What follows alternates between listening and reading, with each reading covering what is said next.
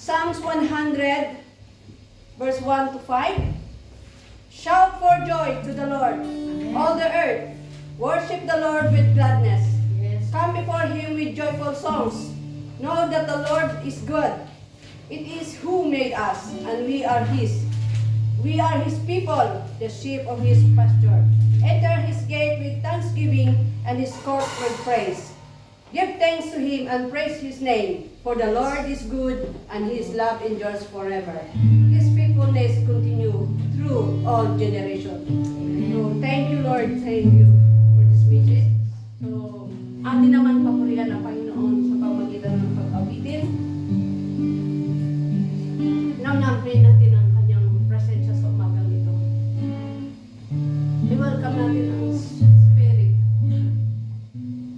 Anuman ang ating naranasan sa ating buhay, sa buong linggo, marami tayong magandang nangyayari. Mayroon rin mga kasakitan na nangyayari sa atin. But despite of that, ang Panginoon nandiyan pa rin to comfort us.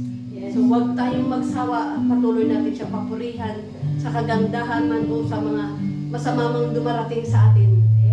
Lahat ng yan ay plano ng Panginoon. May plano siya sa atin. So we need to be more stronger sa umagang ito and focus to the Lord this morning. Yes, oh God. So awitin po natin, minamahal kita. Yes, Lord.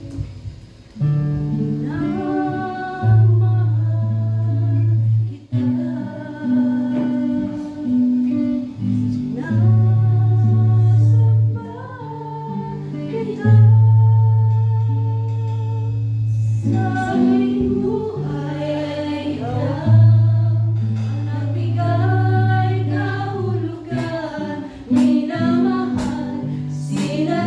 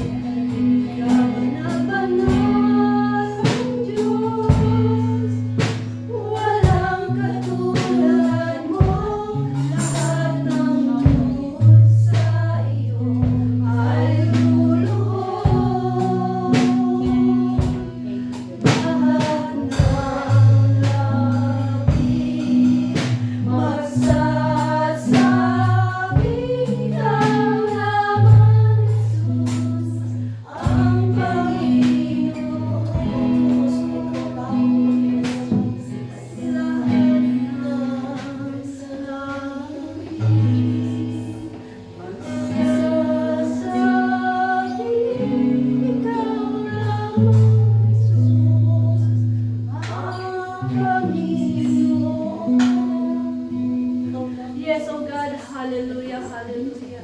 Most precious Heavenly Father God, once again, naririto kami sa iyong harapan, sa iyong bahay, sambahan ka na. Muling aming pasasalamatan at papurihan sa Panginoon. Lord, sa umagang ito, ikaw pong muna sa amin, Father God. Open our heart, Father, to worship you, to accept your words, Father, kadadali ng iyong anak, Father, sa umagang ito.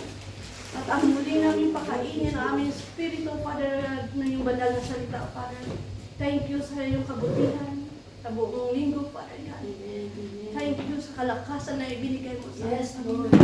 Sa umagang Panginoon, sa umagang ito, we bow down you, Father God. And we surrender to you everything, O Lord. Maging sa aming gawain sa umagang ito, your Father God. Ikaw po, Panginoon, nagbigay ng kalakasan sa bawat isa, Panginoon. Ano man ang aming mga naranasan sa buhay ko, Father God. Lord, straighten us, Father God. Palakasin mo ko, Panginoon, na amin ito lahat. Matagumpayan, Father God. At sa umagang ito, maging siya yung anak na magdadala na yung banal na salita, Father God. Bless her, O God. Speak sa pamamagitan ng kanyang labi, Panginoon. Na yung salita na kanyang sasabihin, Father God, ay amin ito may ipamuhay, Father. Lord, teach us, O Lord, to follow you, Father God. Tulungan mo kami, Panginoon. Bigyan mo kami ng kalakasan, Panginoon, na harapin ang anumang pagsubok sa aming buhay, Father God. Dahil alam namin, Panginoon, wala kami magagawa kung wala ka, Father God. Ikaw lamang ang aming kalakasan, Panginoon. Ikaw lamang ang aming Ama. Na never mo kami iniwan, Father God. Sa lahat ng mga nangyayari sa aming buhay, O Lord. We surrender to you everything, Father. Dahil alam namin na riyan ka palagi sa amin. Sabi mo, Panginoon, kami tatawag sa iyo pag ikay na riyan. At hindi mo kami pababayaan, Father.